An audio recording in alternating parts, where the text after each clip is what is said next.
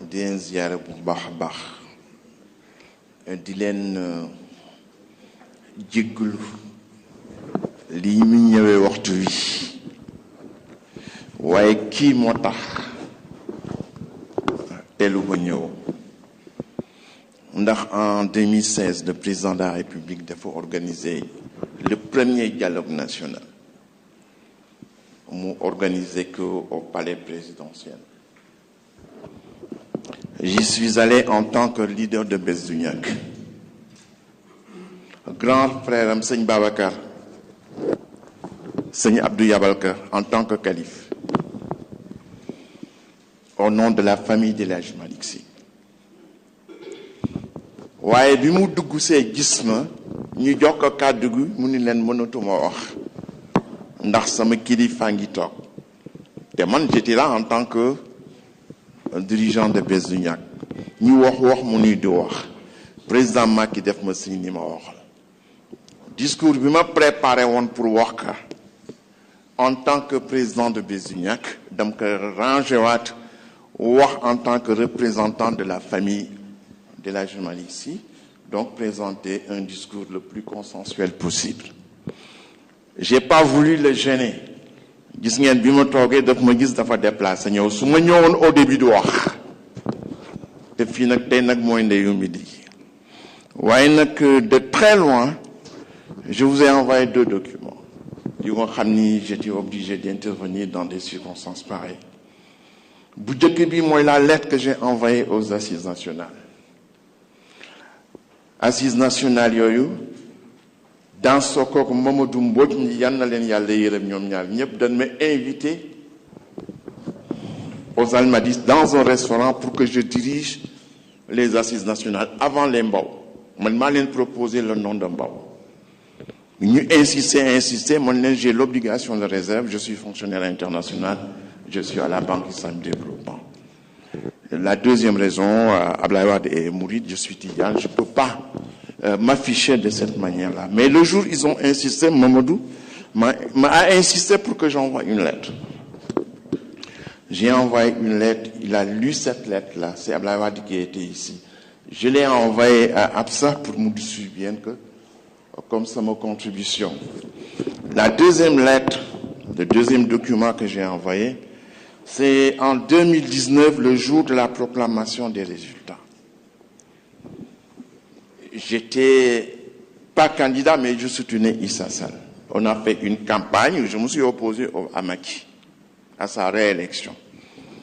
Mais le jour de la proclamation des résultats, comme je venais de la campagne électorale, j'étais fatigué, j'étais allé me reposer à l'hôtel Radisson.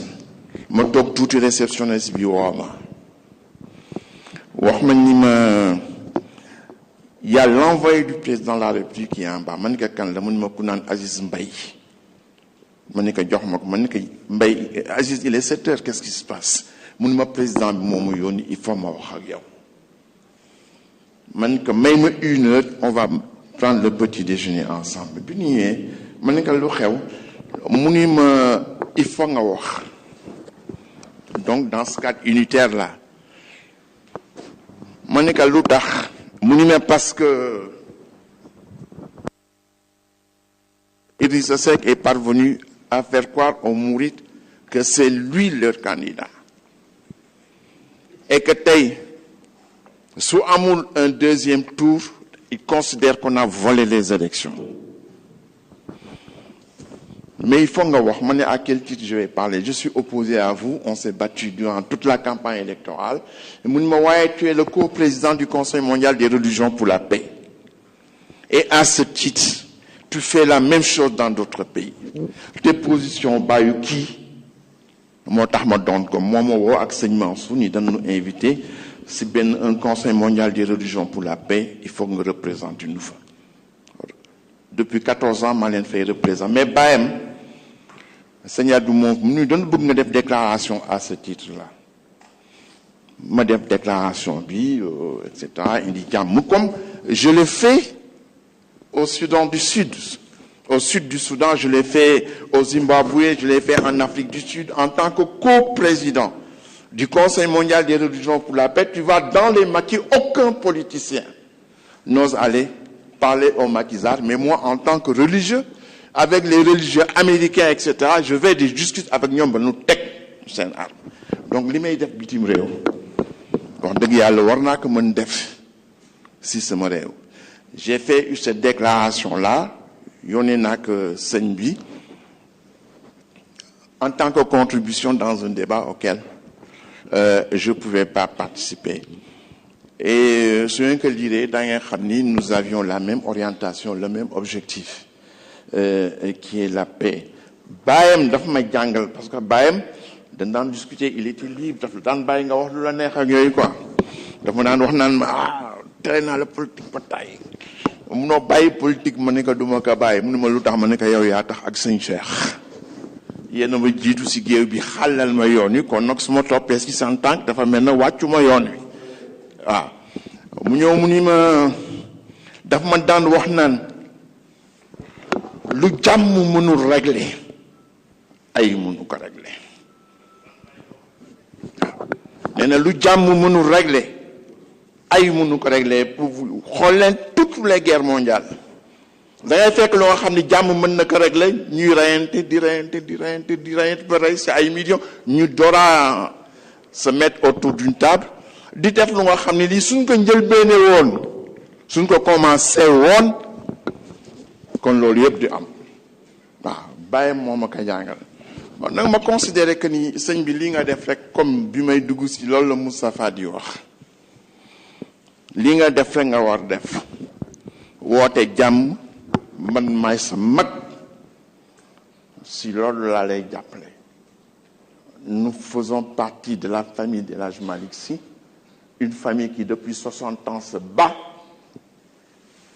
te ay woowu jeexul ba tey nga am si xam si lu bare bare ma xam si lu bare bare ay du régler dara waaye nag nous sommes dans des élections te ay yooyu yëpp dama koy wax c'était à cause des élections du ay bu nga xam ne bii on n'interprète pas ça de la même manière ni les qasidas de Sëñ Babacar ou bien de El Hadj Malick Sy, mais c'est dû à des questions politiques. ñii jàppale Senghor ñii jàppale Lamine Gueye ñii jàppale Senghor wëñ ju verte la ñuy nase seen kurus ñii jàppale Lamine Gueye wëñ ju xonq la ñuy nase seen kurus. donc affaire ay bi demoon na ba foofu te yëpp élection moo ko indi woon kon nag élection mënuñu ko négliger. Je vais donner un fait historique. La première élection après les indépendances en 1960, c'est les élections municipales de Saint-Louis.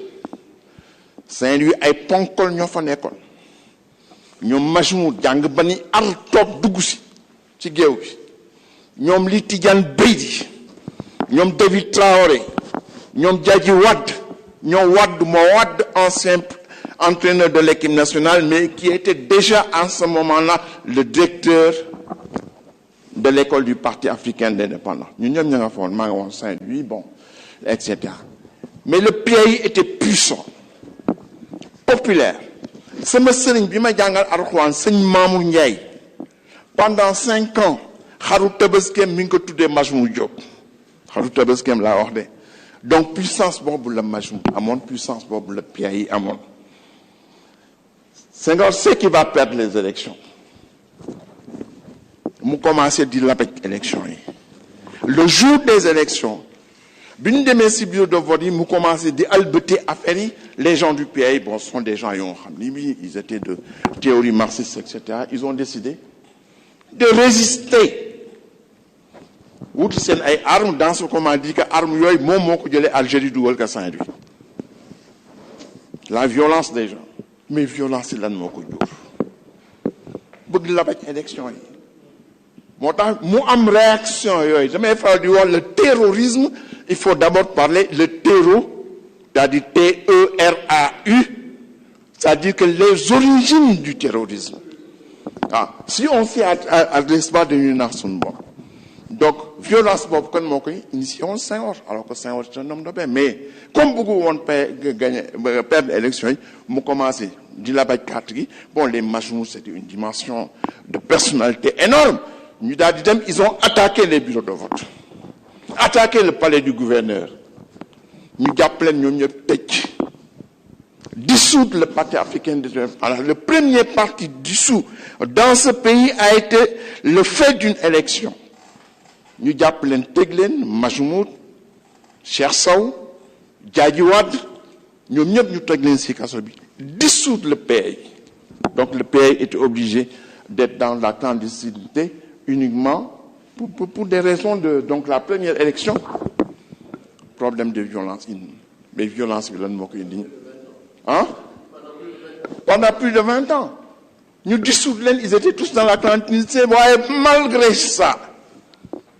malgré ça l'étincelle est partie. Nous sommes tous les produits du parti africain d'indépendance dynamique boobu mu créé woon c'est là après Cheikh Anta ñëw tous les autres grâce à cette dynamique-là du fait de la violence qu'il y a eu au niveau de la première élection du Sénégal. Mais li ma bëgg wax mooy lan se battre pour les élections se battre pour la violence c'est très bien mais man j'aurais bien aimé qu'on discute de la règle du jeu. Moi, je crois que c'est le thème essentiel, la règle du jeu. Je dis que depuis 2007, lorsque Macky Sall a été le directeur de campagne de Abdoulaye Wade, les élections ont été truquées, toute l'opposition a refusé de faire les élections législatives toujours dirigées par Macky Sall en tant que directeur de campagne. Ñoom Niassak, ñoom Tanor, ñoom Dansokho, tous, ils ont refusé de participer aux élections législatives parce que les élections présidentielles étaient volées. Moi, je considère que cette nécessité de la règle du jeu, pour moi, c'est la priorité des priorités. Munoo quand même dem Coupe du Monde, xamoo luy coup franc, xamoo luy hors-jeu, xamoo luy penalty, xamoo luy touche, il n'y a qu'une personne et une seule personne qui en décide. C'est Macky Sall. C'est la première exigence qu'il faudra régler. Se mettre autour du table, nous mettre d'accord sur la règle du jeu. Si nous sommes d'accord sur la règle du jeu. Puis en France, ils n'ont pas besoin de discuter de la règle du jeu. Il y a des batailles extrêmement intenses. Mais régler nos problèmes, élection, il y a. Et je ne suis pas d'accord avec Moustapha qui dit que ici au niveau du Sénégal, élection, man, je dis, je réclame que et qu'au Sénégal, il n'y a pas d'élection, il y a des non-scrutins, y compris élection Bignudjum. Vous savez, y compris élection Bignudjum, c'est un non-scrutin. J'avais dit en 2018 que les résultats des élections de 2019 sont déjà sur la table de Macky Sall. On a quoi? Question de rapport de force, expression Bob, quand on va Idrissa Seck, en 2017, on fait les élections législatives, on se retrouve dans le bureau de Malick Gakou. Nous discuter à 3, nous étions tous de la coalition. Idrissa Seck, les résultats des élections sont sur le bureau de Macky Sall. En 2017, oui. Moi, vous aurez temps, vous aurez temps, vous aurez temps. Et Nimko Wahe, non la amé. Et je considère que les élections, les résultats déjà préfabriqués, parce qu'on connaît les résultats avant les élections, sont déjà sur la table de Macky Sall. Mais c'est une question de rapport de force.